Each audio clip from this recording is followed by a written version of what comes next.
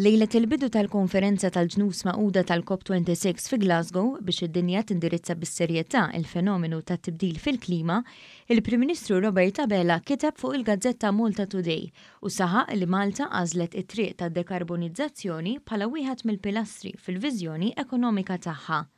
Dr. Abela kiteb li din il-konferenza toffri opportunità biex it-teddida ta' tibdil fil-klima tinbidel fraċċ ta' tama u opportunità għal ġenerazzjonijiet tal-lum u ta' għada. Il-Prim Ministru semma l-ftehim ta' Pariġi ta' 6 snin ilu u kif fi Glasgow mistenja jiġu riveduti il-miri stabiliti f'Pariġi. Dr. Abela spjega li l-Unjoni Ewropea għażlet li tuża żmien tal-irkupru mill-pandemija bħala mod kif jintlaħqu miri ġodda ta' dekarbonizzazzjoni f'dak magħruf bħala l-Patt tal-Green Deal.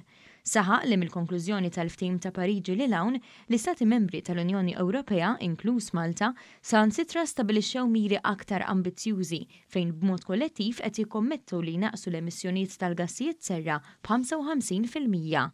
Hawnhekk il-Prim Ministru saħaq li biex nilħu dawn il-miri neħtieġu tranzizzjoni ġusta madwar id-dinja u mhux firdiet u inġustizzji. Il-Prim Ministru sostna li l-Gvern Malti se jkun ta' eżempju u joħloq kundizzjonijiet tajbin li jiffaċilitaw il-bidla meħtieġa kemm għas-settur privat, għan-negozji u għas-soċjetà in ġenerali.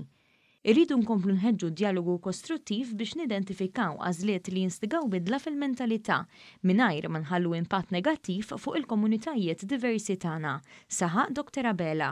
Fl-artiklu tiegħu fuq il-Malta Today bit-titlu A Lifeline for Malta, the EU and the Planet, il-Prim Ministru aċċenna li meta niġu biex nitkellmu fuq it-tibdil fil-klima m'hemmx lok għal politika partiġjana.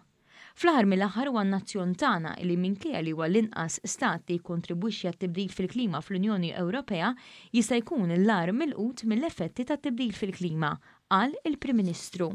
Il-Prim Ministru fakkar fil-pjan tal-kupru ta' Malta approvat mill-Kummissjoni Ewropea u li ġie anki mfaħħar mill-President tal-Kummissjoni Ewropea Ursula von der Leyen bħala l-aktar wieħed ambjentali li ġie approvat. Dr. Abela qal kif il-pjan ta' Malta fih 54% tal-miżuri intiżi biex id-dekarbonizzazzjoni fuq livell nazzjonali issir. Għal dan il-għan il-Gvern anki iddedika fondi lokali. Il-Prim Ministru temm jgħid li matul iż-żminijiet pajjiżna kellu jadatta l-ċirkostanzi varji biex jaffaċċja u jeleb bosta sfidi u tibdil fil-klima hija ċirkostanza oħra. Għalhekk pajjiżna se jkun miftuħ sew biex jadatta għal mudell ekonomiku differenti, anki permezz tal-aktar qafas legali robust fost l-Istati membri biex jindirizza it-tibdil fil-klima.